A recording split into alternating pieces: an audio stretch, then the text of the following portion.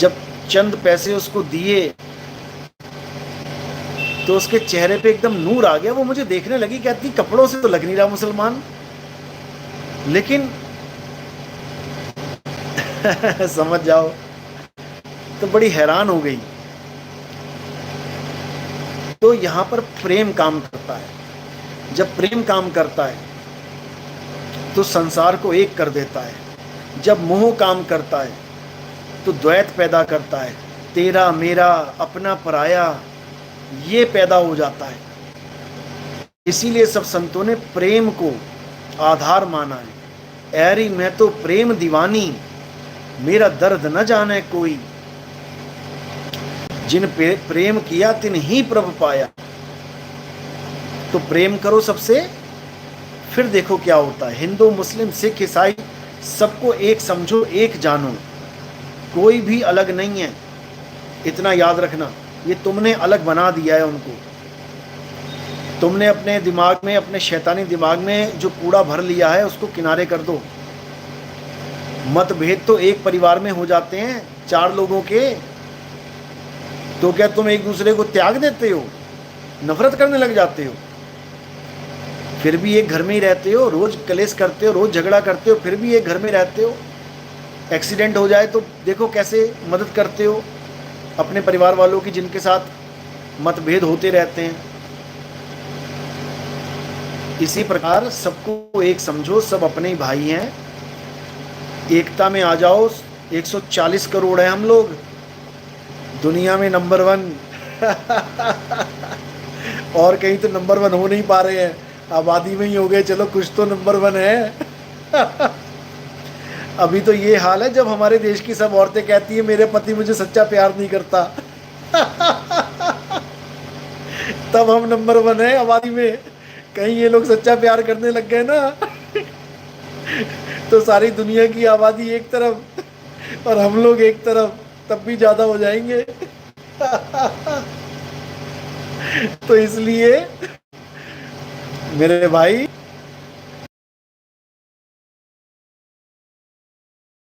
प्रेम को समझो, बनाओ, सबसे प्रेम करो, फिर देखो क्या होता है। आपको यकीन नहीं होगा, कौन सा देश था वो, ब्राजील था मेरे ख्याल से, जो फुटबॉल जीत गया, जो वर्ल्ड कप चलते हैं इनके। और जब वो जीता तो पूरे देश में लोगों ने उछल उछल के उसको सेलिब्रेट किया। जब सब उछलने लगे तो वहां पर धरती में कंपन नोट की गई कि धरती कांपने लगी वहां पे।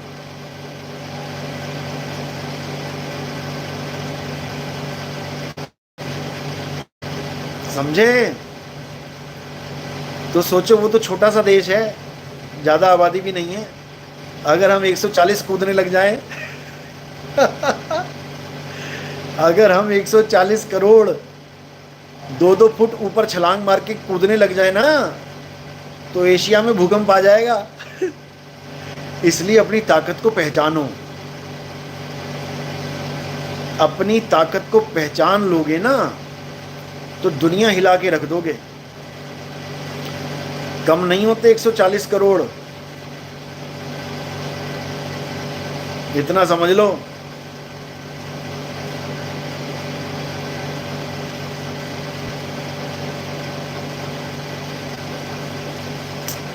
उषा शर्मा, गुरुजी अब तो ऐसा लग रहा है जैसे सबके प्रति किरदार निभा रही हूं। बिल्कुल, केवल एक किरदार निभाओ, मां की बेटी होने का, भाई की बहन होने का, बच्चों की मां होने का किरदार निभाओ। केवल फंस मत जाना किरदार में कि तुम अपने आप को किसी की बेटी समझने लग जाओ, अपने आप को किसी की पत्नी समझने लग जाओ, अपने आप को किसी की अम्मा जी समझने लग जाओ, फिर यहीं फंसी रह जाओगी। बिल्कुल नहीं फंसना इसमें। ये केवल एक रोल प्ले है, एक नाटक चल रहा है। इस नाटक को अच्छे से निभाओ और यहां से निकल जाओ, बस और कुछ नहीं करना है।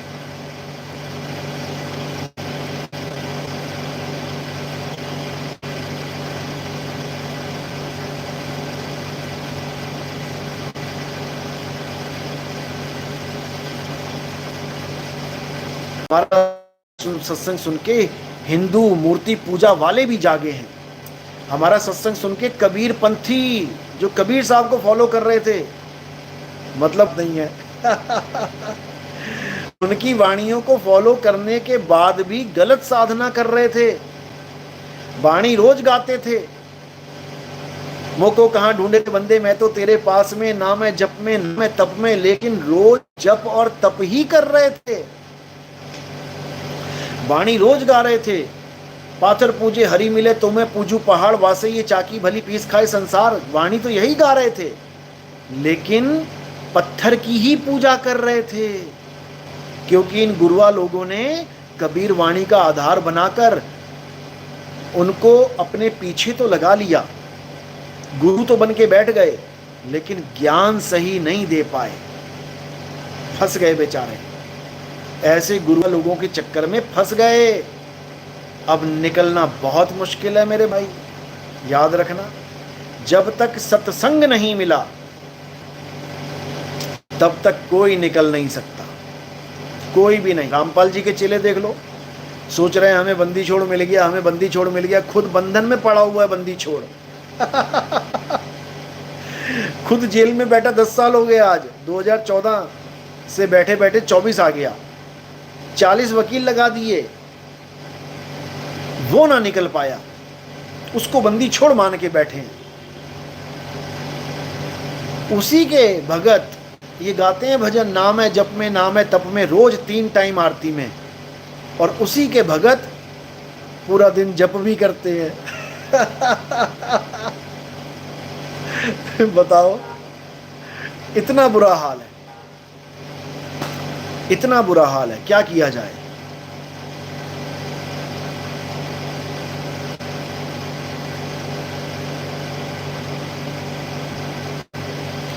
लेकिन कोई बात नहीं, हर चीज का एक समय होता है। इस अज्ञान के खत्म होने का भी समय आ चुका है। बहुत अज्ञानियों ने राज कर लिया जनता पे, बहुत अज्ञानियों ने झगड़े करवा दिए जनता में, बहुत अज्ञानियों ने द्वैत भाव पैदा कर दिया, बहुत कुछ कर दिया।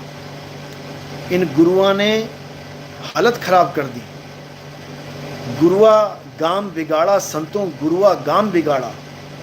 लेकिन अब सही समय आ गया है। हिंदू, मुस्लिम, सिख, ईसाई, जैन, बौद्ध, कोई भी धर्म वाला हो, सबके एक होने का समय आ गया है, और धीरे धीरे धीरे सब एक होते जाएंगे, होते जाएंगे, याद रखना। और हमारी फौज में जो जुड़ जाएगा, वो सब भेदभाव से, वो सब जातिवाद से, वो सब रंग भेद से, वो हर प्रकार के भेद से अलग हो जाएगा, यहाँ तक कि नारी पुरुष के भेद से भी अलग हो जाएगा। याद रखना, जो हमारा सत्संग ध्यान से सुन लेगा, वो नारी पुरुष के भेद से भी भिन्न हो जाएगा, वो फिर आत्मा हो जाएगा, आत्मा, रूह, वो रूह हो जाएगा, रूह है इलाही, उस इलाही की रूह हो जाएगा। वो उस जीव अवस्था को पहचान के जिसमें वो भटक रहा है, पीव अवस्था को जान लेगा।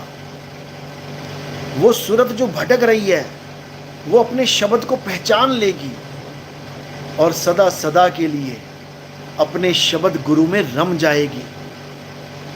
सूरत फंसी संसार में और वासे पड़ गई दूर, सूरत बांध स्थिर करो, आठों पहर हुजूर। समझ लो अच्छे से। प्रकृति बहुत से संकेत दे रही है, लेकिन लोगों को समझ में नहीं आ रहा है। आने वाले समय में समझ में आ जाएगा। प्रकृति चाहती है अब एक रास्ता, एक रस हो जाओ सब। इस द्वैतवाद में, इन झगड़ों में प्रकृति में बहुत हलचल मच चुकी है। तुम्हें नहीं पता, एक युद्ध होता है तो कितनी गर्मी पैदा होती है, जब बम फटते हैं तो कितनी गर्मी पैदा होती है, तुम सोच भी नहीं सकते। तुम हीटर के आगे 1 घंटा खड़े नहीं हो सकते, इतनी गर्मी पैदा करता है हीटर। तो सोचो एक बम जब फटता होगा कितनी गर्मी पैदा होती होगी। ये सब प्रकृति के खिलाफ है। तुम का बेड़ा गर्क कर रहे हो, और जब प्रकृति तुम्हारा बेड़ा गर्क करेगी तो तुम्हारी हालत खराब हो जाएगी। फिर ना देखेगी वो, फिर तो गेहूं के साथ घुन भी पीसेगा। फिर ना देखेगी कि हिंदू है, मुसलमान है, सिख है, ईसाई है। फिर जब बाढ़ आएगी तो सब बहते दिखेंगे। जब भूकंप आएगा तो सब मिट्टी में दबे हुए दिखाई देंगे। फिर कोई अल्लाह, कोई वाहिगुरु मदद नहीं करेगा, समझ लो। इसलिए एक हो जाओ, प्रेम से रहो। प्रकृति में आ ही गए हो तो इसका आनंद लेके वापस चले जाओ। लड़ना जरूरी है, धक्का मुक्की जरूरी है, तेरा मेरा जरूरी है। ये सब इसलिए हो रहा है क्योंकि नियम सही नहीं है। नियम बनाने वालों ने नियम सही नहीं बनाए, इसलिए ऐसा हो रहा है। इसीलिए मैं कह रहा हूं कि हम अपने भक्तों के लिए एक नया संविधान लिखेंगे, और 2024 में ये संविधान आप लोग के हाथ में था। और ये मेरा वादा है कि अगर हिंदू, मुस्लिम, सिख, ईसाई कोई भी धर्म का है, अगर हमारे संविधान के अनुसार चलने लग जाएगा, याद रखना इस पूरी दुनिया में इतना प्रेम छा जाएगा, इतना प्रेम छा जाएगा, इतना अमन, इतनी शांति छा जाएगी कि तुम सोच भी नहीं सकते। याद रखना। और ये 2024 में आपको मिल जाएगा ये सिद्धांत, जो नया संविधान राह दिखाएगा। अगर इस संसार में गए हैं तो हमें कैसे रहना चाहिए, ये पूरा संविधान शुरू से बताया जाएगा। और मालिक ने चाहा तो ये बचपन से ही आने वाली पीढ़ी को स्कूलों में एक विषय के तौर पे ये प्रसारित हो जाएगा। याद रखना इस बात को। आने वाले समय में एक सब्जेक्ट होगा हमारा संविधान, जो बच्चों को असली शिक्षा देगा इस दुनिया में आकर करना क्या है। बिल्डिंगें नहीं बनानी है कि तुम बिल्डिंगों की दौड़ में लग गए। ठीक है, रहने के लिए बिल्डिंगें भी चाहिए, लेकिन इस दौड़ में नहीं पड़ जाना है कि कौन सी बिल्डिंग सबसे ऊंची होगी। जितनी ऊंची होगी उतनी ज्यादा मार करेगी जब गिरेगी तो, समझे। उसके बाद कोई ये नहीं सोचेगा मैं कितना बड़ा अमीर हो जाऊं।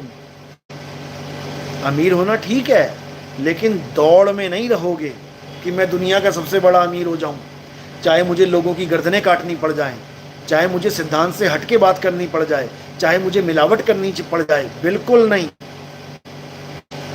हम तुम्हें बताएंगे कि कैसे पैसा कमाना है, कैसे अमीर होना है, और मालिक ने अगर अमीर बना दिया है तो उसको काम कैसे लाना है उस पैसे को। ये हम सब सिखाएंगे दोबारा से। बिजनेसमैन बनो, लेकिन कैसे बिजनेसमैन बनो, जैसे हमारे देश का सितारा रतन टाटा, ऐसे बिजनेसमैन बनो। वो कोई छोटा मोटा बिजनेसमैन नहीं है, बहुत बड़ा बिजनेसमैन है, लेकिन उसका दिल फूलों की तरह कोमल है। वो खंजर लेके नहीं मरता किसी को, खून नहीं निकालता किसी का अमीर होने के लिए, वो फूल बांट के अमीर हुआ है। बड़े बड़े बिजनेसमैनों की इतनी पूंजी नहीं होगी जितनी उसने दान कर दी है। समझे। तुम सारे जन्म में इतना पैसा नहीं कमा पाओगे जो तुम थोड़ा सा पैसा आने पे सोचते हो कि मेरे जैसा कोई करोड़पति नहीं है। तुम सारा जन्म छोड़ो, तुम 100 जन्म में इतना पैसा नहीं कमा पाओगे जितना वो दान दे के बैठा है। तो अगर अमीर बनना है तो हमारे देश की शान रतन टाटा की तरह बनो। अगर मुसलमान बनना है तो हमारे देश की शान मिसाइल मैन की तरह बनो। देखो तुम्हें सारा देश प्यार करेगा, हिंदू भी प्यार करेगा, ईसाई भी प्यार करेगा, सिख भी प्यार करेगा, लेकिन तुम केवल आग उगलोगे तब भैया कोई प्यार नहीं करेगा, याद रखना। तो हाँ, इन्हीं का नाम है एपीजे अब्दुल कलाम। मैंने मिसाइल मैन बोल दिया तो समझ में नहीं आया क्या?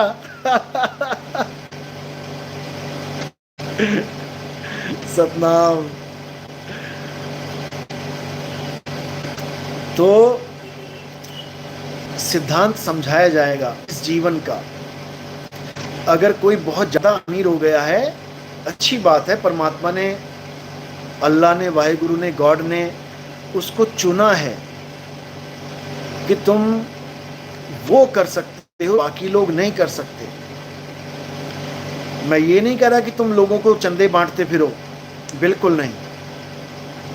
अगर कोई इतना करोड़पति अरबपति बन गया है, जिसके पास अथाह धन है, वो क्या करे? वो गांव गांव में छोटी छोटी फैक्ट्री लगा दे, साबुन बनाने की,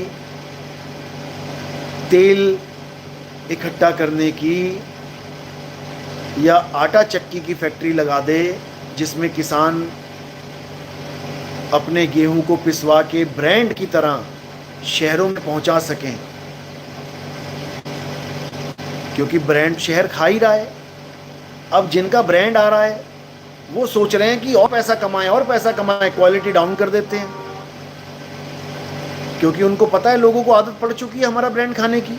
क्वालिटी डाउन करके ज़्यादा पैसा कमाने के चक्कर में लोगों की सेहत के साथ खिलवाड़ करते हैं। शहरों में जो तेल बिक रहा है, आप अगर उसकी जांच करवा लेना, तुम्हारी हालत खराब हो जाएगी। एक घूंट साफ सुथरी जाए, शुद्ध खा रहे हो ना, तुम्हारी एरोस चल जाएगी। जो तुम फल फ्रूट खा रहे हो ना इंजेक्शन लगे हुए, तुम्हारा आरओ खरीदना बेकार है, क्योंकि तुम उधर से बच रहे हो तो तुम इधर से मारे जा रहे हो। अगर यही काम गांव गांव में शुरू कर दिया जाए और लोगों को समझा के अच्छी फसल उगाओ, एक नंबर, और सीधे मत बेचो। एक फैक्ट्री लगी होगी गांव में, वो उस शुद्ध अनाज को पिसवा के पैकेट में बंद करके शहरों तक पहुंचाएंगे। अब इसमें दोनों का फायदा हो गया। किसान को अच्छी आमदनी होगी, क्योंकि वो सीधे गेहूं नहीं बेच रहा है। आटा पीस के आटे का रेट, क्योंकि गेहूं का रेट अलग है, आटे का रेट अलग है। इधर किसान को फायदा होगा, उधर शहर वालों को फायदा होगा कि उनको शुद्ध चीज मिल रही है। मैंने ये चीज कर्नाटक में बहुत देखी कि गांव गांव देखो, वैसे तो मेरे ख्याल से हर गांव में अभी हो रहा है। गांव में कलेक्शन सेंटर बनाए गए हैं दूध के। आपके पास गाय है, बैल है, चलो बैल तो दूध नहीं देगा, गाय बकरी है, जो भी है, आपके पास जानवर हैं। अब आप जो दूध इकट्ठा करके वहां देने जा रहे हो, तो वहां पे लैक्टोमीटर लगा हुआ है। उसी वक्त जांच हो रही है कि दूध में पानी तो नहीं मिला है। उसी वक्त सिलेक्ट और उसी वक्त रिजेक्ट हो रहा है माल। अब वहां से सिलेक्ट माल तो सीधे पहुंच जाएगा कंपनी में, फैक्ट्री में, और वहां से आगे लोगों तक पहुंचेगा। इसी प्रकार गांव में ही सारे स्टैंडर्ड्स, जितने भी स्टैंडर्ड्स हैं हमारे क्वालिटी कंट्रोल वाले, वो सारे मापदंड वहीं पे वहीं पे निबेड़ा हो जाएगा क्या क्वालिटी है। और बेफिक्र होके हम अनाज खाएंगे। शहर वाले बड़े मॉल में जाते हैं माल खरीदने, तुम्हें पता है वहां पर जो जितने भी पैकेट वाले, ब्रांड का नाम नहीं लेता, जितनी भी तुम्हें खाने की, और तुम ताली बजा रहे हो, हाँ हाँ हाँ इस बार दूध बचा रहेगा। अरे मेरे भाई, तुम नहीं समझ पाए इन लोगों की चाल को, तुम नहीं समझ पाए। इन्होंने तुम्हें गुगली बॉल फेंक दी है जो तुम्हारे समझ में नहीं आई, समझे। और भारत में कितने साल हो गए आजादी को पता है? इतने साल हो गए आजादी के, फिर भी साक्षरता नहीं हो पा रही है। क्यों नहीं हो पा रही है? क्योंकि अगर तुम साक्षर हो गए ना तो इनकी नेतागिरी खत्म।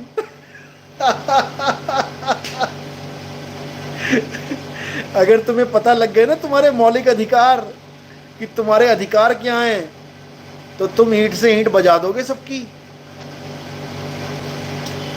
समझे। फिर तुम तालियां नहीं बजाओगे, इन लोगों से तालियां बजवा दोगे। और तालियां कौन बजाता है तुम्हें अच्छी तरह पता है।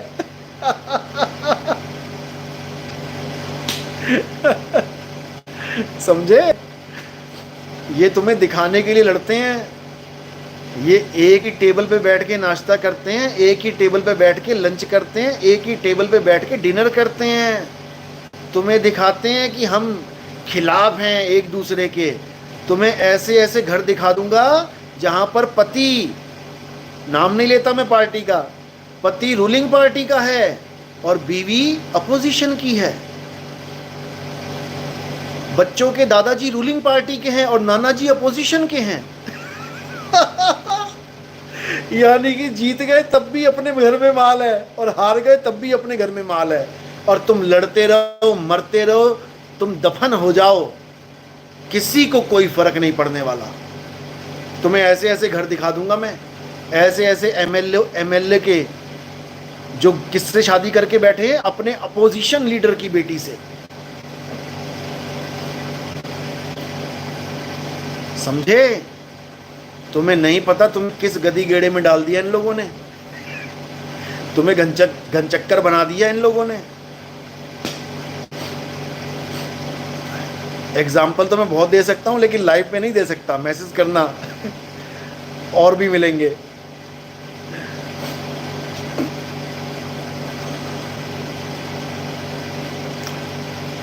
रतिलाल पावरा, गुरुजी एंटी करप्शन में अपने भगत भाई ही जुड़ सकते हैं या कोई अन्य भी जुड़ सकते हैं? कोई भी जुड़ सकता है, कोई भी इस देश का नागरिक होना चाहिए। अब कोई कहे जी हमारा नेपाल में कोई भक्त है उसको जोड़ दे, तो नहीं, वहाँ के सरकार के अलग कानून है, क्योंकि ये एक सरकारी मान्यता प्राप्त यानी सरकार से एफिलिएटेड है, रजिस्टर्ड है। यहाँ पर केवल भारत सरकार से प्राप्त आधार कार्ड जिसके पास है वही जुड़ सकते हैं, क्योंकि इसमें आधार कार्ड लिया जाता है और आधार कार्ड भारत सरकार देती है। तो जो भारत सरकार से प्राप्त आधार कार्ड जिनके पास है केवल वही जुड़ सकते हैं। लोकेश, साइंस को मानो अंधविश्वास को नहीं। भाई साइंस को मानो, अच्छी बात है, लेकिन क्या साइंस केवल प्राण देती है या प्राण लेती भी है? पहले इस पे विचार करो। अच्छी बात है साइंस को मान रहे हो, लेकिन साइंस के दो रूप हैं। ये जीवन को सुखमय भी बनाती है और ये जीवन को दुखमय भी बनाती है। अब तुम उसको जान लो जो साइंस को यूज कर रहा है। जो साइंस को यूज कर रहा है, अगर तुमने उसको जान लिया तो तुम्हारे दिमाग से ये साइंस का कीड़ा निकल जाएगा। समझे। यानी बंदूक जान लेती भी है और बंदूक जान बचाती भी है, लेकिन जो बंदूक को चला रहा है, तुम एक बार उसको जान गए ना तो बंदूक को भूल जाओगे। फिर तुम्हें पता लगेगा कि बंदूक भी उसी के द्वारा बनाई गई है जो उसको यूज कर रहा है। समझ लो। और साइंस क्या है? मेरी नजर में साइंस प्रकृति के चरणों की धूल है। प्रकृति नाम है, सुना है ना, प्रकृति, प्रकृति के चरणों की धूल है साइंस। क्योंकि जो प्रकृति बना के छोड़ चुकी है, साइंस उसको खोज रहा है। ये कैसे हो गया, वो कैसे हो गया, ये कैसे हुआ, वो क्या, अरे भैया वो बना के छोड़ चुकी है और साइंस उसको खोजने में लगी है। साइंटिस्टों के पूरे जीवन के 100 साल निकल जाते हैं ये ढूंढते ढूंढते कि पत्ता हरा क्यों है, फूल लाल क्यों है, ये सेब पेड़ से नीचे ही क्यों गिरा, ऊपर क्यों नहीं चला गया।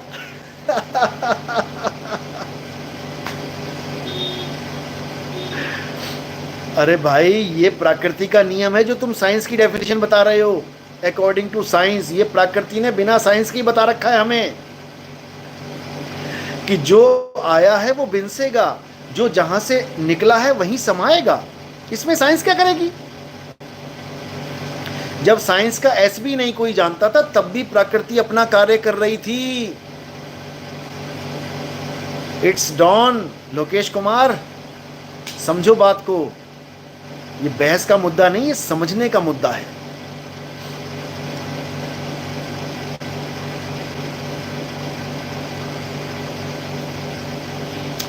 और ये जो तुमने लाइन लिखी है, गलत लिखी है।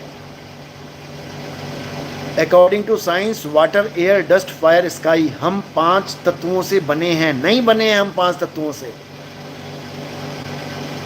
हम 5 तत्वों से नहीं बने हैं। यही भ्रम है सारी दुनिया का कि हम 5 तत्वों से बने हैं। अरे भाई, हमारे शरीर बने हैं 5 तत्वों से, हम थोड़ी नहीं बने हैं। और आगे लिख रहे हैं, इसमें ही मिल जाएंगे, हम इन्हीं 5 तत्वों से बने हैं, इसमें मिल जाएंगे, दफन कर लो या जला दो। अरे ना तुम्हें कोई दफन कर सकता है, ना तुम्हें जला सकता है। नैनम छिंदंती शस्त्राणि नैनम दहति पावका न चैनम क्लोदंत्यापे न शोषयति मारुता। ना तुम्हें कोई जला सकता है, ना तुम्हें कोई गला सकता है, ना तुम्हें कोई दबा सकता है, तुम्हें कोई कुछ कर ही नहीं सकता। हाँ, तुम्हारे शरीर को सब कुछ किया जा सकता है। तो यही भेद है। साइंस उसको मानती है जो दिखाई देता है, जो अनुभव में आता है, वो भी इन इंद्रियों के द्वारा। और अध्यात्म वो है जो सूरत के द्वारा अनुभव में आता है। ये साइंस के बस की बात नहीं है। हालांकि उसका नाम है स्पिरिचुअल साइंस, क्योंकि वो भी एक तरह की खोज ही है, लेकिन आध्यात्मिक खोज है। ये जड़ प्राकृतिक खोज नहीं है कि टेस्टर लगा के देख लोगे कि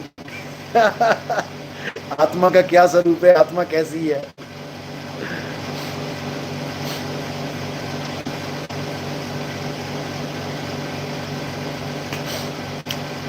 कोई बात नहीं, सत्संग सुनो, आप सब समझ में आएगा, चिंता मत करो। गोविंद प्रजापत, गुरुजी, निर्गुण निराकार ब्रह्म शरीर में कोई एक स्थान पर है या पूरी बॉडी। गजब के सवाल है। कब सत्संग सुन रहे हो आप? खुद ही उसमें उत्तर दे रखा है, उसके बाद खुद सवाल कर रहे हैं। क्या बात है। वीरेंद्र, नेता के आगे भ्रष्ट लगाने की जरूरत ही नहीं पड़ती, अपने आप में नेता ही काफी है। बात तो बिल्कुल सही है। अपने आप में कंप्लीट हो, नाम लगा लिया, कंप्लीट है।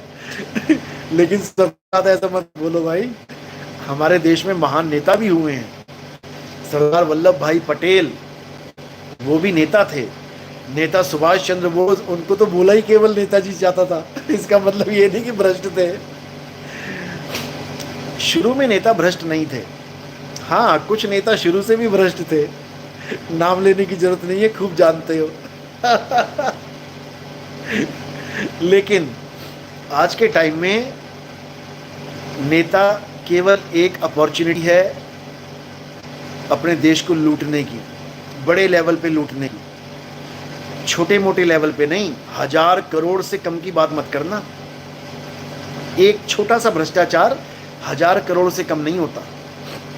जब कोई नेता यानी मंत्री बन जाता है, अब तुम कहो कि गांव का प्रधान 1,000 करोड़ की बात करे तो नहीं, छोटा औहदा छोटी कमाई, बड़ा औहदा बड़ी कमाई, इतना समझ लो।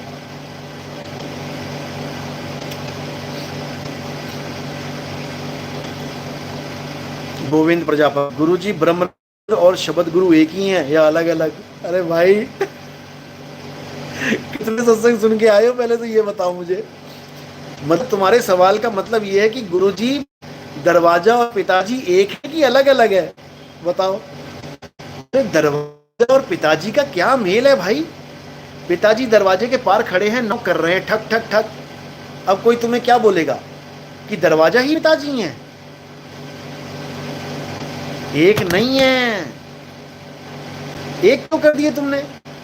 ब्रह्मरंध्र अलग चीज है, शब्द गुरु अलग चीज है। क्योंकि कुछ भगत कंफ्यूज हो जाते हैं कि ब्रह्मरंध्र की भक्ति और शब्द गुरु की भक्ति में फर्क क्या है।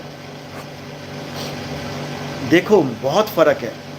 ब्रह्मरंध्र की साधना क्या होती है? ब्रह्मरंध्र की साधना का एक लक्ष्य होता है कि ब्रह्मरंध्र को खोल के सूरत को शरीर से निकाल देना, बस इतना समझ लो। ब्रह्मरंध्र की साधना ये है कि प्राण योग कर रहे हो, सांसों पे ध्यान दे रहे हो, करते करते करते करते ब्रह्मरंध्र तोड़ के बाहर निकल गए, बस इससे ज्यादा कुछ नहीं। ये है ब्रह्मरंध्र की साधना। शब्द गुरु की साधना क्या है? रास्ता तो वही है, लेकिन सूरत समाये शब्द में, वाह को काल ना खाए। दोनों में फर्क है, समझ लो।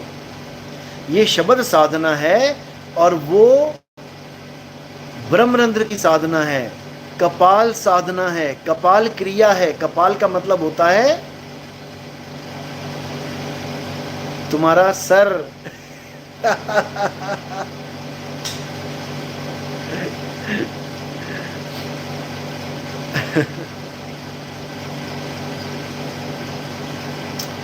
लोकेश कुमार, यह पूछना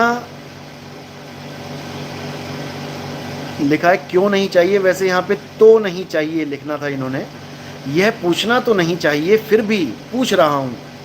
अब देखो ये जो मैंने बोला ना अभी, इन्होंने लिखा है क्यों और मैंने बोला तो।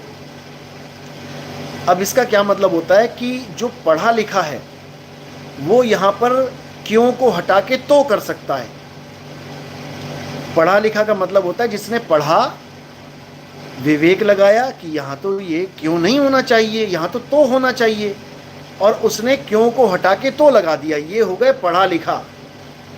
और एक होता है लिखा पढ़ा, वो क्यों को क्यों ही बोलेगा, उसकी हिम्मत नहीं कि क्यों को तो कर दे।